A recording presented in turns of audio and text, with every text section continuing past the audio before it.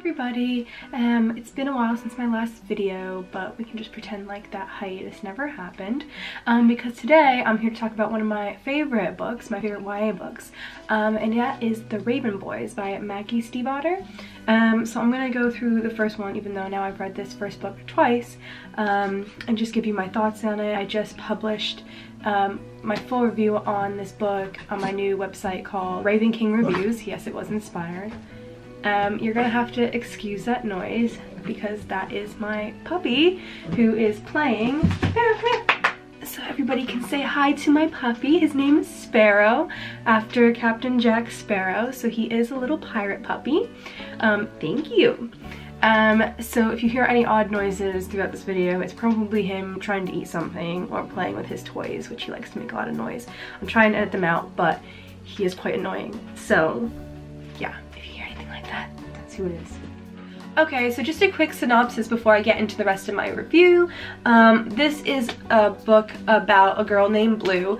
She lives in a house full of psychics, but she actually doesn't have any psychic abilities. She is able to amplify other psychics' powers, but that's about it. So she's kind of just like an extra battery for other people who actually have psychic abilities. So she makes her reading stronger. So yeah, she lives in this house at 300 Foxway, just with a bunch of crazy female psychics, like her aunts, her family friends. Like, honestly, it's just crazy. It's just a house full of psychic women, and it's out of control, but in a good way. So she then is working at a diner, and she meets this group of boys from a local prep school, basically a local all-male school where it's just for sons of politicians and celebrities. Like, it's just really rich boys, and obviously she thinks they're a bunch of no good, overly wealthy assholes, basically. Life does change because literally in the first chapter, she goes on a reading with her aunt at a church where she sees all the people who will die within the next year, and she sees the ghost of Gansey, who is the main Raven boy. So she knows from the beginning, like the beginning, that Gansey will die within a year. She doesn't know how he'll die, but because she's not psychic, her aunt Neve says there's only two reasons as to why you would see a ghost, like a non-psychic person would see a ghost on this night, and it's because either you killed him or you're his true love.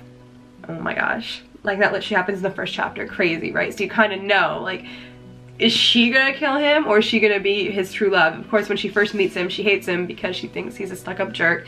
But then it's just their adventures from that. She finds out that Gansey and his group of merry men, Ronan, Adam, and Noah, are on the hunt for a Welsh king named Glendower, who is said to have been carried over from Wales, and hopefully his body is on a ley line in their small sleepy town of Virginia. So they go searching for it, and they include Blue in their group, and just craziness ensues. It has murder, it has mystery, it has romance, it has it all. So yeah, that's just a quick synopsis on this. So in my character analysis, obviously I'll go deeper into each of their backstories a bit, but that's the general gist of it. Hopefully there was not that many spoilers. Honestly, this book's been out for a while now, so if you haven't read it, whoops. So on to the character introduction. So I've read this book twice now, and I have to admit, the first time, oh no, 3 times now actually, but 3 times. The first time I read this back in 2018, and I didn't like it that much. I thought it was okay. I wouldn't say I did not like it, but it wasn't like my favorite. And I have to say, the thing that drew me in the most was the characters, and I do quite like a bit of, I guess you can call this fantasy, but I like the whole idea of ley lines and psychics and stuff like that. I'm really into that on my own, so I thought this book would be quite interesting. So yeah, I really did like it. However, the second time, I liked it a whole lot more. Basically, I didn't want to read the second book in the series, The Dream Thieves, because I didn't quite like Ronan in this book, and I was quite put off by the fact that the whole entire second book was dedicated to Ronan and his abilities. So I was like, why would I want to read a book about Ronan when I didn't really like him to begin with? However, once I finally read The Dream Thieves, I actually think that's when I started to really fall in love with this series. Again, The Raven Boys was good, but it didn't really pique my interest. I actually hear a lot of other booktubers and people who've just read this book say the exact same thing. The characters drew them in. The plot was a bit like shaky, but Maggie's writing and just the well-developed characters are what make this book and the series so incredible. So I thought it'd be fun just to share my ideas on the book, but then also on the characters themselves. I'll just go through each main character and give you my thoughts on them. So let's get started. First of all, Gansey. Oh God, beautiful. Richard Campbell Gansey III owns my heart. If you can't tell, I'm absolutely in love with him.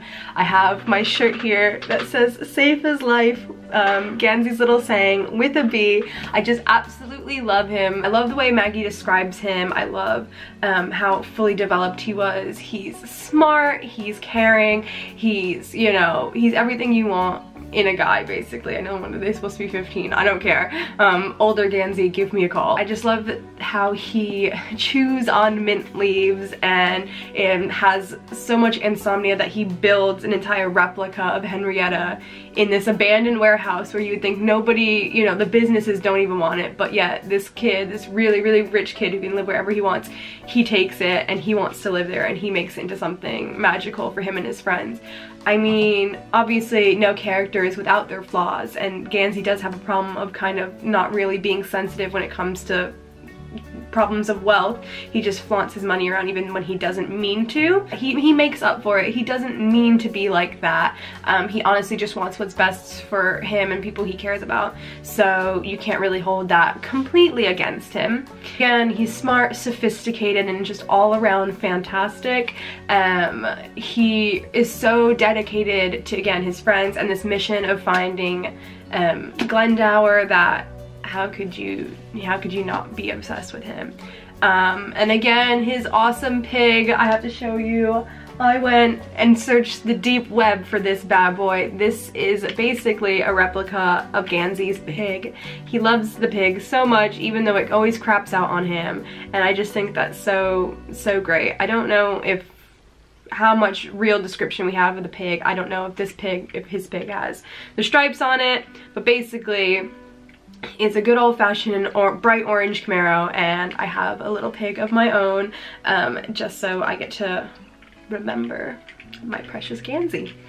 So on to the next one. Blue, she's so amazing. I absolutely adore Blue. She comes from a family of psychics, and she's the only one that doesn't have a psychic ability, although she is able to amplify other psychics' abilities. So she kind of has a superpower, kind of doesn't. But yeah, she's just completely crazy, messed up hair all the time, and she just doesn't care about, you know, what people think of her, and she's happy being an outsider. And when she first meets the Raven Boys, she always says, like, you know, steer clear of the Raven Boys because they're just complete douchebags. Little does she know they become her best friends in the whole entire world. I love how she can be rash and aggressive, but then also she just captured each of the Raven Boys' heart in like a different way. And same with, you know, vice versa. They just, the way that friendship came together, Gansey describes it as he just knew it was meant to be, like all the pieces slotting in together, and he didn't know that it didn't feel whole until Blue joined, and now it feels like truly and completely whole. And they each bring something to this quest, and yeah, it's just, again, the way Maggie describes these characters and their friendships is just truly magnificent. Well, on to the next one, Ronan. Again, I did not really like Ronan when I first read the book. I found him just a bit too aggressive, and I didn't really understand why he was doing what he was doing. That's something that really speaks to me when I read books. Like, I want to know why these characters do what they do. They can't just do it just to drive the plot forward. Like, they have to have this something in their past or something, you know, we need to understand why they're doing what they're doing, or else it just doesn't make any sense. So I just thought that Ronan was a bit too aggressive, and I was like, I don't understand why he's like this and why they put up with him being like this. Like, why does Gansey even bother? Like, I know they've been friends for a bit, but honestly, why bother with somebody like this? And I didn't want to read the second book because I just couldn't stand the idea of a whole book about somebody like that. I was like, I don't care about him, I just want more Gansey. Like, what is this doing? And then when I read it, I was like, oh, never mind, Ronan's my favorite character. I love Ronan now, and to be fair, like I said, I love all of them, I can't lie. But Ronan really grew on me on the second one, and it's just his ability. He's so hard in some ways, like a shell, but then things crack his shell, like Adam, and chainsaw his raven, which is just hilarious. You get to understand who he really is under all those pointy tattoos and his wicked grin. You understand that there's like a real person inside who's truly genuine and honest. That's one of the things that Gansey just loves about him, is how honest. He'll never lie. He might be a lot of things, but he's not a liar. And it's just, yeah, you learn more about Ronan and why he's like this as it goes on, but it's truly like, wow, like you didn't know. And what can I just say? The best part of this, one of the best, my favorite scenes in this entire book is when Ronan beats up Adam's piece of a shit father, and you really see their relationship start to develop, because before they were all just kind of like Gansey's friends and they didn't really hang out without Gansey, so it all revolved around Gansey. But then you kind of see like, oh wait, these people in this friendship do care about each other and they're not solely, you know, reliant upon Gansey. So you just, yeah, it was really great that Ronan stood up for Adam when Adam should be capable of standing up for himself, but at the end of the day, he just couldn't do it, and Ronan was there to step in and like be that driving force that was like, okay Adam, you need to have a serious change in your life. So on to Adam. I was kind of indifferent to Adam when I first read this. Like, he's great and all, I think, but he's also easily overlooked. I know they focus a lot on Noah being overlooked, but I think Adam is too. Like, they just describe his hair as like just sandy, but like also the color of like old straw. Like, it's not nice. Although when Blue first sees him, the first thing she says is, here's a quote from the book again describing all of them, and particularly Adam's character. It says, 3 boys sat at it. One was smudgy, just as he said, with a rumpled, faded look about his person, like his body had been laundered too many times. The one who had hit the light was handsome, and his head was shaved, a soldier in war where the enemy was everyone else. And the third was elegant. It was not the right word for him, but it was close. He was fine-boned and a little fragile looking, with blue eyes pretty enough for a girl. So Adam's our little pretty boy. And again, she says, but the elegant boy was rather elegant. So yeah, he just has nice cheekbones, and he looks quite soft and delicate, and elegant, which is funny because where he comes from and a huge part of his backstory is not elegant at all. It's quite harsh. Yeah, I also read another observation from a fellow reader saying they didn't know if they can quite trust Adam, and I have to say I agree. Like, he's so, like, you want to trust him because again, he's so beautiful, and you trust beautiful people more, but at the end of the day, he will do whatever he needs to do to feel better about his pride. He won't move out of this abusive house, even though Gansey's offering him a place to stay, because he's like, I don't want to be, you know, owned by you. I'm owned by my father now. I'm not going to move out and be owned by you, which I guess has some merit, but at the end of the day, like, you need to know, like, you know, you might not survive this abusive home. That's how bad it is. Like, wouldn't you rather be a little bit indebted to your friend, even though he's not asking you to be in debt, but wouldn't you rather be a little bit indebted to your friend and survive high school than, you know, stay with your horrible father and he ends up killing you? Like, honestly, that's the level we're at right now. Adam will do anything possible just to like soothe his aching pride after his father like keeps dinging his pride and going to this like private school, and he's the poor one, he's the scholarship student, and he's just doing anything he can for his pride. And that's why at the end, spoiler, he sacrifices himself to Cabe's water, and they all had agreed they weren't going to do it, and he ends up doing it because he doesn't want to be the weak one anymore, the one that's not important. Again, it's just to soothe his pride. Honestly, if he thought about it from what was best for the group, he wouldn't have done that. He says he was being like selfless, but I think he was being selfish. But at the end of the day, he probably will pick himself, which is a bit scary. And lastly, but certainly not least, it's Noah. He honestly was kind of my favorite character. Obviously not, you know, with Gansey, but I think he was my favorite character when I first read it. I just thought he was so sweet and like soft-spoken that how could you not love Noah? And he is a bit of comedic relief when it's needed, and I just think everybody kind of loves Noah, like even Ronan, like everybody kind of loves Noah. So I was truly shocked when Maggie pulled it out of the bag that Noah was actually dead, and it kind of broke my heart a bit because I wish he wasn't dead. But wow, what a plot twist, and you don't even know it's Noah up until the very end, and you're like, this beautiful boy had his entire life taken from him, for what? From this like freaking psychopath. Again, I'm sorry if you guys are hearing all this. That is my dog playing with his toy, and he doesn't know how to be quiet. He likes to make lots of noises when he plays, and there's nothing I can do about it. So if you hear those weird noises, it's my dog. So overall, I thought this book was just absolutely beautiful. Maggie does an incredible job of just describing things so elegantly and so beautifully that like the descriptions of the scenery and then yeah, again of the characters is just completely mind-blowing. So one of the things that I love about the series the most is just Maggie's insane writing. And again, I mentioned I liked the idea of the ley lines. I liked the idea of the sleepy town in Virginia where all these magical things happen.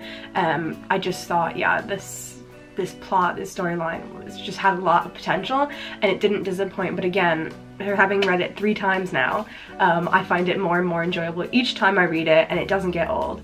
And I feel like I should be noting that I actually have taken up, this is the first book that has made me want to do something like this, but I've actually taken up annotating.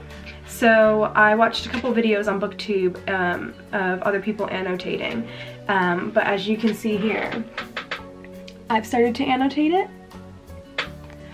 So I underline things that I find funny or character interactions that I really like, and if I really like them, then I even will put a sticky note. So there you can see, I just absolutely love this sentence, and I think it describes all the boys to a T. It says, even though Ronan was snarling and Noah was sighing and Adam was hesitating, he didn't turn to verify they were coming. He knew they were. And then it ends with Gansey saying Excelsior. So I just thought that was such a beautiful way of describing all of them. With Ronan, he's always snarling, Noah's just smudgy and sighing, he's just kind of there, and Adam is always hesitating, and unsure of himself. But Gansey knew that they would all follow him to the ends of the earth. So I loved it so much that I put a little blue tick next to it, and blue kind of means the light blue, at least. Dark blue means it's sad, but light blue means just a really good like character description, so I can kind of go back and say like, you know, what color hair does this person have, or like just kind of, yeah, physical descriptions. The only other thing that I have a little tab for so far is this orange one, which orange means funny, and a bit of a spoiler, so if you haven't read it, I'm gonna say this, but so that's what I highlighted in orange. But basically Ronan says, I'm always straight, and Adam replies, oh man, that's the biggest lie you've ever told. So I'm not gonna really, kind of spoiler, not spoiler, but if you haven't read all the books, you won't know just how funny that truly is. So a girl, Ashley, says that, Noah, your hands are so cold, and he says, I've been dead for 7 years, that's as warm as they get. And at first you think, what a weird kid just saying something like that, until of course you finish this book and you find out been telling the truth, and that's just quite a bit of dry humor from Noah, from someone who's just constantly smudgy and doesn't look like he belongs, and just slumped shoulders and everything like that. I would recommend this book to anybody who likes YA. I know it's turned some people off, the fact all about like the ley lines and that kind of stuff, but I mean, people read YA about like freaking dragons and like fairies, so this isn't that out there. So I don't know, I don't get it when people say like, oh, it's just so like don't understand the ley lines and psychics and stuff. It just doesn't, you know, it's not realistic. Okay, but your fairy, wizard, dragon book isn't either. So just put that out there, level the playing field. You have to be open-minded. It's really not that out there. The characters are what's gonna make you fall in love with this book the most. They're some of the most well-rounded, well-developed characters I've ever had the pleasure of reading. And they just grow with every single book. I'm gonna do a review on every single book, but honestly, they just grow and grow, and it's so nice to watch them develop and this journey they're on continue. But I have heard, and again, myself included, that when you first read it, you're kind of like, what? It does take, like, I would say, read it, you might not like it, read the second book, I promise you'll like it more, and then be like, okay, I can, you know, finish the series and go back and read this again, and you're gonna have so much more of appreciation for this book, because now you're in love with the characters, and Maggie really sets up what happened, like, what stuff that happens in this book happen, you know, it comes full circle in the fourth book, so it's like, she's been planning this, and it makes complete sense, like, so it's truly, she's just amazing. This book is amazing, this series is amazing. I love it. As you can't tell, my shirt, my little pig over here, I love it. I just got some Raven Boy tarot cards and I'm really excited. I'll show you those when I have those. Yeah, cover again. And I'll do an entire video later about how I got into annotating, and there we go. How I got into annotating and what I use to annotate. I actually have them like right here. I have like little sticky notes and my pens, so I can show you how I do that. Again, this is only the first book that I've ever done this on because no book has honestly made me feel this kind of way. Like, I'd have to say the closest is like Cassandra Clare's books, but again, I haven't felt the need to go back and like reread all of them and really savor like the writing that's in there. So this is the first book that's made me do this. Hopefully I'll do it some more, but I'm still working my way through all the hardback editions of this book, well, this series, so I can annotate all of them and they'll be, you know, wonderfully cherished, and I can just go back and see the lines that really stood out to me. So yeah, that was my review on the Raven Boys. Hope you enjoyed. Look out for my next review on the Dream Thieves, because that will be coming soon. And again, look at my new blog. It is Raven King Reviews, where I'll be just reviewing every kind of book I read, because I do it on Goodreads, but I thought, why not just type a little bit more up, so it won't only be YA, it's kind of every book that I read, and some of the books that I read for work. So yeah, so check that out, and thank you for watching. Goodbye.